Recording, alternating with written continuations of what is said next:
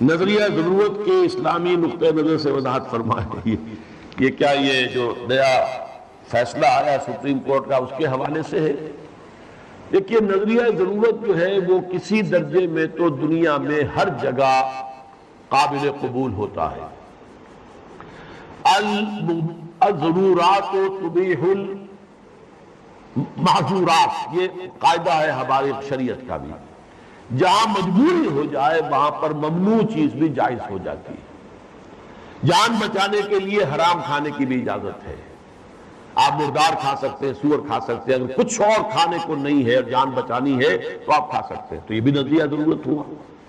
اسی طریقے سے اسلامی فقہ میں یہ ہے کہ اگرچہ آئیڈیل شکل تو یہ ہے کہ حاکم وہ ہو جو مسلمانوں کے مشوروں سے حاکم بنے، جیسے کہ حضرت ابوبکر، حضرت عمر، حضرت عثمان، حضرت علی رضی اللہ تعالیٰ عنہ. لیکن کوئی متغلب ہو اپنی طاقت سے آ کر قبضہ کر لے، لیکن وہ کر رہا ہے اسلام کا کام، اسلام نافذ کر رہا ہے، شریعت نافذ کر رہا ہے، تو متغلب کی حکومت کو بھی تسلیم کر لیا جائے گا. جیسے بابر صاحب آئے، انہوں نے ابراہیم لودھی کو شکست دی اور اس کی حکومت ہو گئی. تو اب یہ متغلب تھا کہ وہ پانی پت کی پہلی جنگ میں اس نے شکست دے دی ابراہیم لودھی کو اور اس کی حکومت قائم ہو گئی. وہ کسی کے مشورے سے نہ آیا تھا اور نہ مشورے سے وہ بادشاہ یہاں کا بنا تھا. تو متغلب کو بھی اس حوالے سے نظریہ ضرورت جو ہے وہ کسی نہ کسی درجے میں دنیا میں ہمیشہ جو ہے وہ اختیار کیا جاتا ہے. اسلام نازل ہو کر تو یہ سارا مسئلہ جو ہے اس کی خبر دینے کے لیے قیما لینذر بأسا شدیدا من لدنہ، گویا کہ یہ جو احادیث کی کتابوں میں آپ کو حدیث کے ابواب ملتے ہیں، چاہے وہ کتاب الفتن ہو اور چاہے وہ کتاب جو ہے آثار قیامہ ہے، اس طرح کے جتنے بھی ہیں، اور کتاب الملاحم ہے، یہ گویا کہ اس کی شرح ہے. لینذر بأسا شدیدا من لدنہ، اور یہ ہوگا بھی خاص اللہ کی طرف سے. یہ آزمائش بھی، یہ دجال کا فتنہ بھی، یہ بہت بڑی جنگ بھی جس کو آرمگڈون کہتے ہیں. کرسچین جو ٹریڈیشن ہے اس میں اس کے لیے لفظ ہے آرمگڈون، ایک بہت بڑی جنگ ہوگی. ڈکشنری میں بھی آپ دیکھیں گے کہ خیر اور شر کی قوتوں کے درمیان اس دنیا کے خاتمے سے پہلے ایک بہت بڑی جنگ ہونی ہے جس کا نام یہ آرمگڈون ہے. لینذر بأسا شدیدا من لدنہ ویبشر المؤمنین الذین یعملون الصالحات، اور تاکہ بشارت دے وہ ان اہل ایمان کو جو نیک عمل کرتے ہوں، ان لہم اجرا حسنا، کہ ان کے لیے ہوگا بہت اچھا بدلہ، ماکثین فیہ ابدا، اور وہ اس میں رہیں گے ہمیشہ ہمیشہ. یہ جو دجالی فتنہ ہے اس کے ساتھ ایک خاص مناسبت ہے سورہ مبارکہ کی. احادیث میں آتا ہے کہ دجالی فتنے کے اثرات سے بچنے کے لیے اس سورہ مبارکہ سے ذہنی اور قلبی رشتہ مفید ہے. اس کی تلاوت کرتے رہنا، خاص طور پر جمعے کے روز. پوری سورہ کہف، ورنہ یہ کہ کم سے کم اس کی ابتدائی اور آخری آیات ان کی بڑی اہمیت ہے. دجالی فتنہ اصل میں کیا ہے سمجھ لیجئے کہ ایک تو ہے دجالی فتنہ بالعموم، دجل کہتے ہیں فریب کو. جیسے کہ کوئی نبی نہیں ہے، وہ اس نے فریبی لبادہ اوڑھ لیا، نبوت کا دعویٰ کر رہا ہے، وہ دجال ہے. تو اس طرح کی تو حضور نے فرمایا ہے کہ 30 دجال پیدا ہوں گے. انہی میں سے ایک ہمارے زمانے کے اندر جو ہے یہ غلام احمد قادیانی بھی تھا، وہ دجال تھا جس نے کہ اعلان کیا کہ میں نبی ہوں جبکہ وہ نبی نہیں تھا. تو فریبی بنا ہوا جس نے کہ ملمہ اپنے اوپر چڑھایا ہوا ہے. اسی طریقے سے دجالی فتنہ یہ جو ہے اس پوری دنیا میں اس وقت جو فتنہ ہے وہ یہ ہے کہ مادہ پرستی کا اتنا غلبہ ہو چکا ہے ذہنوں کے اوپر، افکار کے اوپر، لوگوں کے نظریات کے اوپر، لوگوں کی اخلاق کے اوپر، لوگوں کے اقدار جو ہیں، ویلیوز جو ہیں اس کے اوپر، کہ وہ آخرت کو بالکل بھول گئے، اللہ کو بھول گئے، اسباب کے اندر گم ہے، مسبب الاسباب سے ظہور ہو گیا. دنیا ہی دنیا ہے، آخرت کو بھولے ہوئے ہیں. مادہ ہی مادہ ہے، روح سے کوئی سروکار ہی نہیں. یہ ہے بالعموم جس کا نام دجالی فتنہ ہے کہ حقیقت کے اوپر پردہ پڑا ہوا ہے، آخرت پر دنیا کا پردہ پڑا ہوا ہے. یہ دنیا جو ہے در حقیقت کیا ہے؟ وَمَا الْحَيَاةُ الدُّنْيَا إِلَّا مَتَاعُ الْغُرُورِ، یہ دھوکے کا سامان ہے. اصل زندگی کو اس نے ڈھانپا ہوا ہے. ہم نے یہ سمجھ لیا کہ زندگی یہی ہے، اسی کے لیے بھاگ دوڑ، محنت، صبح و شام، اسی کے مستقبل کی فکر ہے، لیکن اصل زندگی اس کی کوئی فکر ہی نہیں. باقی ایک دجال جو ہے جو آئے گا وہ معاملہ احادیث کے اندر بھی بڑی طوالت کے ساتھ ہے اور اس میں کافی پیچیدگیاں بھی ہیں. بعض چیزیں جو ہیں ایک دوسرے سے کچھ مختلف بھی ہیں، اس میں پھر اہل علم کو بہرحال مطابقت پیدا کرنی پڑتی ہے. میں نے جہاں تک اپنی کوشش کی ایک رائے تک میں پہنچا ہوں، لیکن ابھی میں اسے بیان نہیں کر رہا ہوں. بہرحال دجالی فتنے کی خبریں موجود ہیں بہت شدت کے ساتھ، اور اس صورت کا پڑھنا جو ہے اس میں بہت مفید ہے. اس صورت کے مضامین کا دجالی فتنہ بالعموم سے کیا تعلق ہے وہ تو اس ہم دورہ ترجمہ دوران کے اس کے دوران بھی آپ کو معلوم ہو جائے گا. لیکن اس کے جو خاص بڑے مباحث ہیں خاص طور پر یہ کہ ایک ہمارے بہت بڑے عالم گزرے ہندوستان میں اس صدی کے آغاز میں، مولانا مناظر حسن گیلانی، انہوں نے اس میں باقاعدہ کتاب لکھی ہے، آپ کو مل جائے گی بازار میں بھی، اصحاب کہف کے جو کا معاملہ سورہ کہف کے مباحث ہیں ان کے۔ میں نے اس کو اپنی ایک تقریر کے اندر کسی خطاب جمعہ میں سورہ کہف کے مضامین کا خلاصہ بیان کیا تھا، جس کا عنوان ہے دنیا کی حقیقت۔ ظاہر بات ہے تفاصیل زیادہ جو ہیں وہ میرے لیے ممکن نہیں ہے کہ اس دورہ ترجمہ کے دوران بیان کر سکوں۔ وَيُنذِرَ الَّذِينَ قَالُوا اتَّخَذَ اللَّهُ وَلَدًا، اور خبردار کر دے ان لوگوں کو جنہوں نے کہا کہ اللہ نے بیٹا بنایا۔ یہ ساری دجالیت جو ہے اس کی جڑ کیا ہے؟ مسیحیت، جو موجودہ مسیحیت ہے، جو حقیقت میں مسیحیت نہیں ہے، پالزم ہے، جس کی بنیاد تثلیث پر ہے کہ اللہ کا بیٹا بنا دیا حضرت مسیح علیہ السلام کو، اور انہیں کفارہ بنا دیا تمام جو بھی مان لے ان کو ان کے گناہوں کا، پیش کی معافی ہے ان کے گناہوں کی جو حضرت مسیح پر ایمان لے آئے، اور نمبر 3 شریعت ساقط کر دی، اور نمبر 4 سارا اختیار جو ہے وہ پوپ کے ہاتھ میں دے دیا گیا کہ تم جو چاہو جس چیز کو چاہو حلال کرو، جس چیز کو چاہو حرام کر دو۔ ان چیزوں نے مل کر نفس مذہب کو اس قدر قابل نفرت سے بنا دیا کہ یورپ کے عوام کے اندر مذہب کے خلاف شدید نفرت پیدا ہو گئی۔ چنانچہ اس کے بعد جب مسلمانوں کے زیر اثر وہاں پر علم پھیلا ہے، ہسپانیہ کی یونیورسٹیوں سے علوم اور فنون جو ہیں یہ فرانس اور اٹلی اور جرمنی کے نوجوان آتے تھے، اور وہاں آ کر وہ قرطبہ اور غرناطہ اور طریقلہ کی یونیورسٹیوں سے پڑھ کر جاتے تھے، تو ان کے زیر اثر جو ایک ریفرمیشن شروع ہوئی، اصلاح مذہب، اور ایک رینائسنس، تحریک احیاء العلوم، وہ جو اصل تو تحریک تھی اس بات کی کہ انسان علم کی طرف دوبارہ رجوع کرے، لیکن یہ کہ وہ علم جب آگے بڑھا ہے تو وہاں پہ عیسائیت کے خلاف جو رد عمل تھا اس کی وجہ سے اس میں مذہب کی دشمنی جو ہے اس تحریک کے اندر خود بخود شامل ہو گئی۔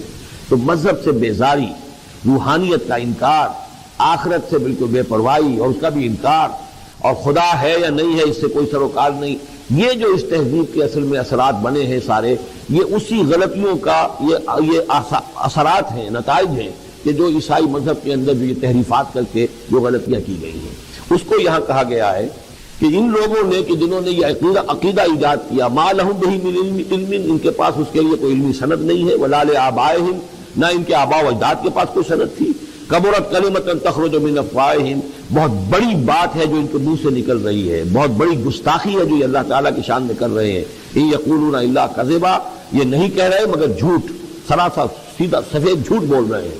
فلعلک باخع نفسک علی آثارہم، تو اے نبی شاید کہ آپ اپنے آپ کو ہلاک کر لیں گے ان کے جو اثرات پڑنے والے ہیں، عیسائیت کے اس غلط عقیدے کے جو نتائج برآمد ہوئے ہیں، جب یہ نتائج ظاہر ہوں گے تو اتنے سنگین ہوں گے، فلعلک باخع نفسک، کہ ان کے احساس سے اور ان کے ادراک سے شاید کہ آپ اپنے صدمے سے اپنے آپ کو ہلاک کر لیں۔ ان لم یؤمنوا بہذا الحدیث اسفا، اگر یہ لوگ اس حدیث پر، اس قرآن پر، یہ بات جو بتائی جا رہی اس پر ایمان نہ لائے، اس پر ایمان نہ لائے، اپنے اس غلط عقیدے پر قائم رہے، اس غلط مذہب کو انہوں نے برقرار رکھا، تو اس کا جو رد عمل ہوگا نوع انسانی پر، اور اس سے تاریخ انسانی اور انسانی ثقافت جس غلط رخ پر پڑے گی، جو دجالیت کا فتنہ اس سے جنم لے گا، ان تمام چیزوں کے اثرات سے شاید آپ کو اتنا صدمہ ہو کہ فلعلک باخع نفسک علی آثارہم ان لم یؤمنوا بہذا الحدیث اسفا انا جعلنا ما علی الارض زینۃ لہا، ہم نے زمین کے اوپر جو کچھ ہے اسے اس کا گہنا بنا دیا ہے، بناؤ سنگھار بنا دیا ہے، زینت بنا دیا ہے۔ یہ آپ نوٹ کر لیجئے، لفظ زینت اور زمین میں اس کی زیبائش اور آرائش یہ اس سورہ مبارکہ کا عمود ہے، یعنی اس کو اتنا کھبا دیا ہے نگاہوں میں اللہ نے کہ آخرت سے خود بخود انسان غافل ہو جاتا ہے۔ یہ پردہ پڑ گیا ہے، چمک دمک ہے، یہ کاریں ہیں، یہ بلڈنگیں ہیں، یہ کوٹھیاں ہیں، یہ عالیشان عمارتیں ہیں، یہ کیا کچھ اس کی جو یوں سمجھیے پومپ اینڈ شو جو ہے اس وقت دنیا کا، اور ظاہر بات ہے امریکہ میں جا کر دیکھیے تو جو کچھ یہاں دیکھ رہے ہیں اس سے 10 گنا 100 گنا 1000 گنا آپ کو نظر آئے گا، عقلیں دنگ ہو جاتی ہیں۔ نتیجہ کیا نکلتا ہے کہ انسان یہ سمجھتا ہے کہ اصل شے یہی مادہ ہی ہے، اصل ہدایت تو یہی لوگ ہیں، یہی لوگ ہیں صحیح معنی میں کہ جنہوں نے واقعتاً علم حاصل کیا ہے، لہذا ان کی غلط تہذیب، ان کا غلط تمدن، ان کے تمام غلط ثقافت کے معاملات کے بھی ہم اسی طریقے سے پیروی کر رہے ہیں۔ یہ سارا مسئلہ جو ہے وہ اس لیے ہے کہ یہ چمک دمک دنیا کی زیبائش اور آرائش اس سے ہم متاثر ہیں۔ انا جعلنا ما علی الارض زینۃ لہا، جو کچھ زمین کے اوپر ہے اسے ہم نے اسے اس کے لیے بناؤ سنگھار بنا دیا، لنبلوہم، تاکہ ہم آزمائیں ان کو، ایہم احسن عملا، کون ہے ان میں سے اچھے عمل کرنے والا۔ ہر مضمون میں اپنی ایک ترتیب علیحدہ ہو جائے گی، جہاں بات ارکان اسلام کی ہوگی، ارکان اسلام میں کلمہ شہادت کے فوراً بعد نماز کا ذکر آئے گا، لیکن جہاں حقیقت ایمان کا تذکرہ ہوگا، ایمان کے فوراً بعد جہاد کا ذکر آئے گا۔ ہر شے میں اپنے مضمون کے اعتبار سے ترتیب جو ہے وہ بدل جائے گی۔ تو یہاں نوٹ کیجئے وَقَضَىٰ رَبُّكَ أَلَّا تَعْبُدُوا إِلَّا إِيَّاهُ وَبِالْوَالِدَيْنِ إِحْسَانًا۔ اب یہاں خاص طور پر جو نوٹ کرنے کی بات ہے وہ یہ ہے کہ در حقیقت یہ بھی معاشرتی استحکام اور خاص طور پر خاندان کے ادارے کے استحکام کے لیے بہت بنیادی ہدایت۔ میں عرض کر چکا ہوں جب سورہ تحریم کے تمہیدی مضامین ہم بیان ہو رہے تھے، ان پر غور کر رہے تھے کہ خاندان کے ادارے کا استحکام، ایک تو مرد کی سربراہی، الرجال قوامون علی النساء، یہ ایک مثبت حکم ہے، مثبت ہدایت ہے، اس لیے کہ اگر برابر کے دو سربراہ ہو جائیں گے تو وہاں فساد ہوگا، بدنصبی۔ مرد کی قوامیت، اس کی سربراہی، اس کی حاکمیت۔ نمبر دو، والدین کے ساتھ حسن سلوک۔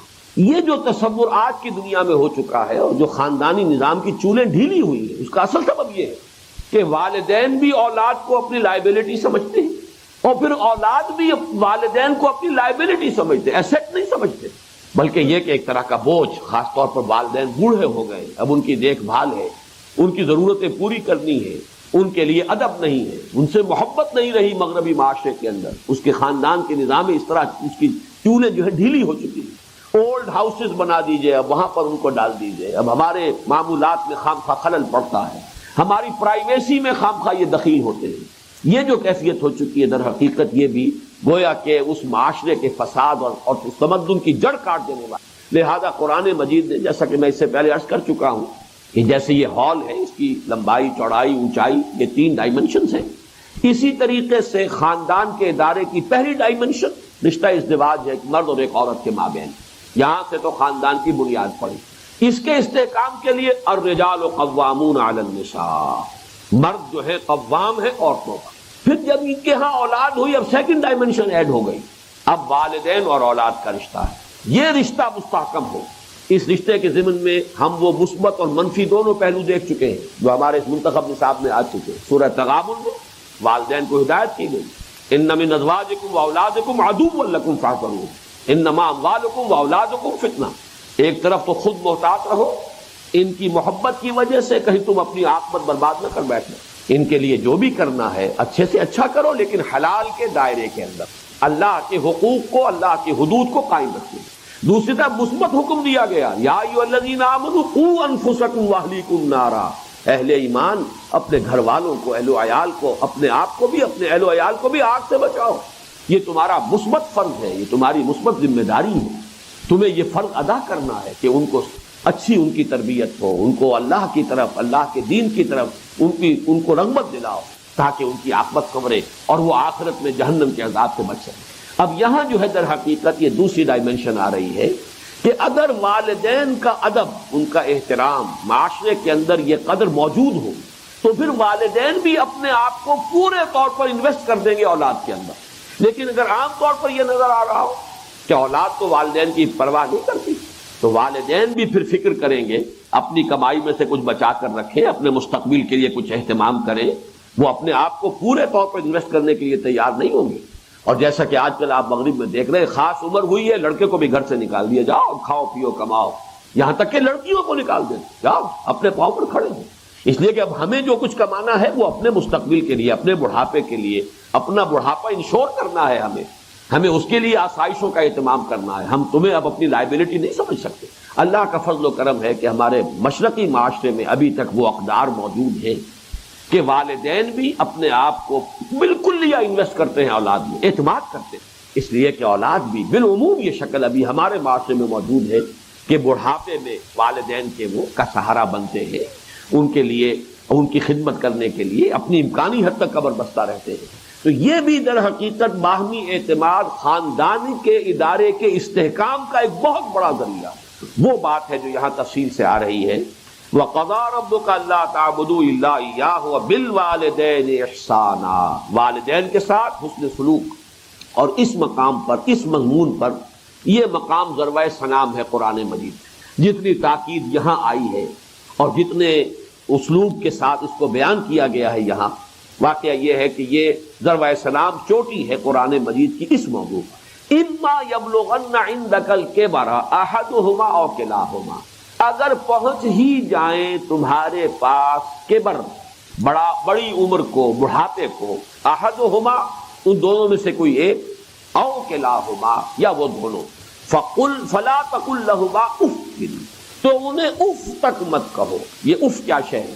اف عربی زبان میں کہتے ہیں قابل نفرت شے کو، جس سے گھن آتی ہے، جیسے کہیں کوئی غلاظت ہے یا کہیں پر کوئی یہ ناخن تراشے گئے ہیں وہ کہیں پڑے ہوئے ہیں، ان سے جن سے انسان کو کچھ گھن سی آتی ہے، یہ ہے لفظ۔ اس کا مادہ جو ہے حمزہ اور فا، اس کا مادہ یہ ہے۔ تو اف کہنا جو ہے در حقیقت کچھ نفرت کا، استحقار کا انداز۔ فلا تقل لہما اف، تو انہیں اف تک مت کہو۔ قرآن مجید میں یہ لفظ آیا ہے، ایک تو یہ کہ حضرت ابراہیم علیہ السلام نے کہا تھا اف لکم وما تعبدون، بڑی نفرت اور حقارت کے ساتھ اپنی قوم سے خطاب کر کے کہا تھا تمہارے لیے اور تمہارے معبودوں کے لیے تف ہے، تم پر بھی اور تمہارے معبودوں پر بھی، یعنی یہ کہ میں ان سب سے بری ہوں اور میرا ان سے کوئی کسی قسم کا کوئی تعلق نہیں۔ انی وجہت وجہی للذی فطر السماوات والارض حنیفا وما انا من المشرکین۔ اور یہی لفظ ایک مرتبہ آیا ہے سورہ احقاف کی آیت نمبر 17 میں کہ جو ناخلف اولاد ہوتی ہے وہ اپنے والدین سے جس طریقے سے مخاطب ہوتی ہے، اف لکما اتعداننی، کیا آپ ڈھکوسلے کی باتیں کر رہے ہیں؟ کیا مجھے بتا رہے ہیں کہ میں جب مر جاؤں گا اور مٹی ہو کر مٹی میں مل جاؤں گا پھر مجھے اٹھا لیا جائے گا؟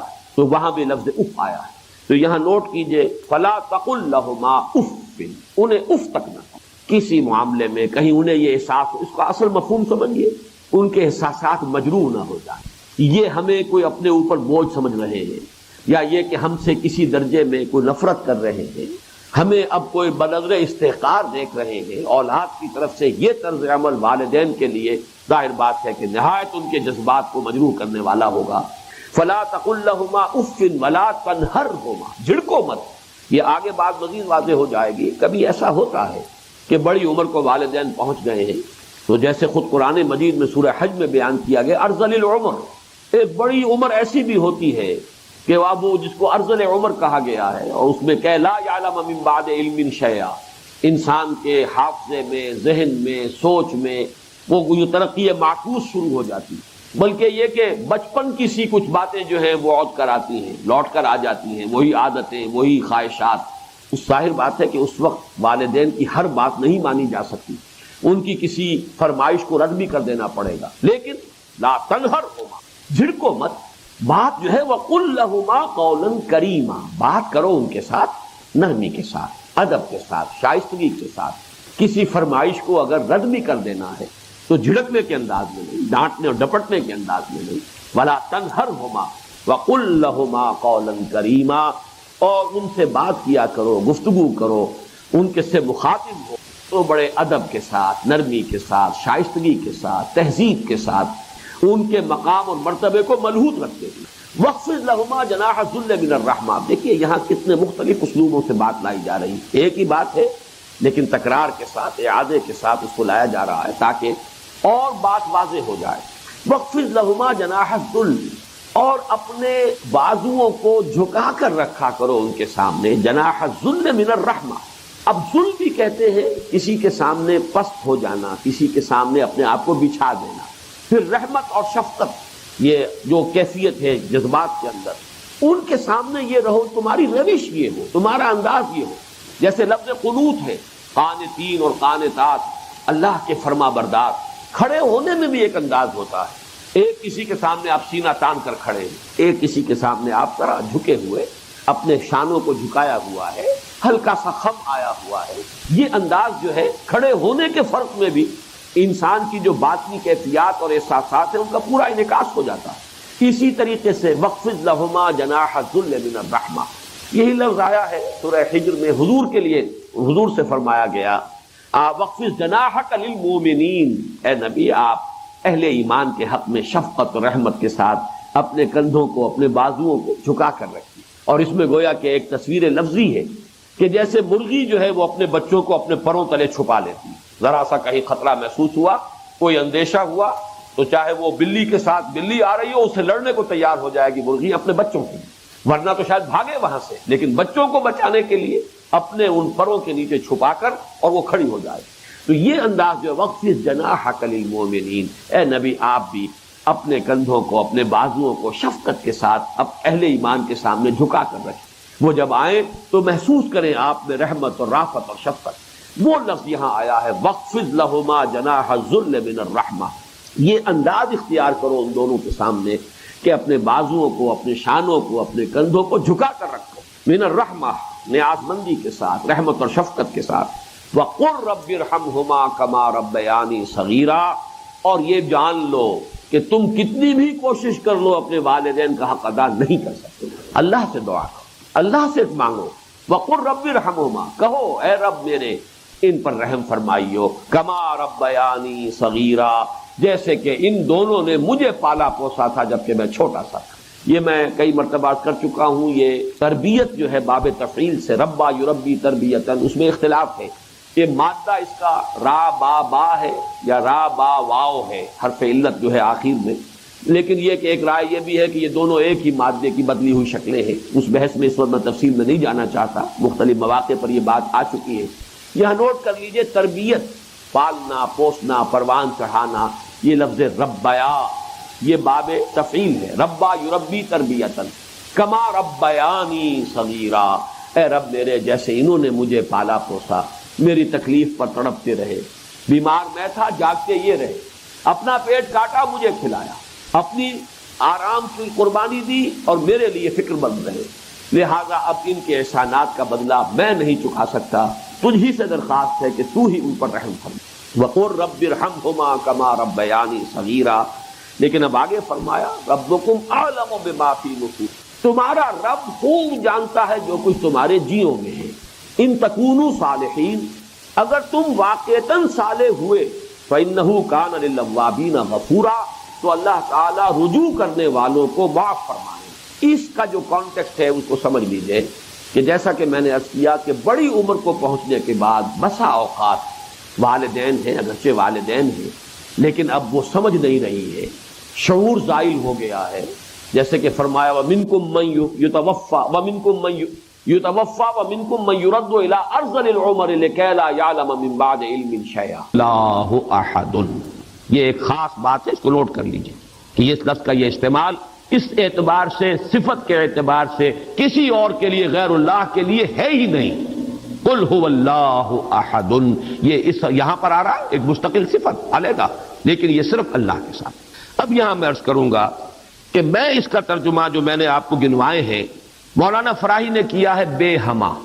قل هو اللہ احد اللہ الصمد، کہہ دو اللہ بے ہما ہے، اللہ با ہما ہے. اصلاحی صاحب ان کے شاگرد ہیں، انہوں نے ترجمہ کر دیا ہے. بے ہما کا ترجمہ کہہ دو اللہ سب سے الگ ہے اور اللہ سب کے ساتھ ہے. صمد اللہ سب کے ساتھ ہے، با ہما اور احد بے ہما اللہ سب سے الگ ہے. عام طور پر اردو مترجمین، شیخ الہند کو بھی میں نے دیکھا، مولانا اشرف علی تھانوی رحمہم اللہ دونوں کو دیکھا، کہہ دو اللہ ایک ہے. لیکن یہ کہ بہرحال میرا مزاج، میرا ذوق اس ترجمے کو قبول نہیں کرتا. واحد اور ہے، احد اور ہے، یہ شان ہی علیحدہ ہے. اس لفظ کو واحد کے بالکل برابر کر دینا کم سے کم میرا ذوق اسے قبول نہیں کرتا. ویسے قرآن میں وہ لفظ بھی آیا اللہ کے لیے، الواحد القہار، للہ الواحد القہار، واحد ہے، الواحد ہے. لیکن احد یہ شے ہی اور ہے. بہت قریب گئے ہیں مولانا مودودی، وہ لفظ لائے ہیں کہہ دو اللہ یکتا. یکتا کا لفظ میرے نزدیک بہت قریب کی تعبیر، لیکن میں اس کو ایک خاص، میرا چونکہ اپنی ایک رائے ہے اس کے اعتبار سے اس کا میں ترجمہ کر رہا ہوں. کہہ دو اللہ اکیلا ہے. اکیلا وہ ہے جس کے ساتھ کوئی نہیں. اکیلا کس اعتبار سے؟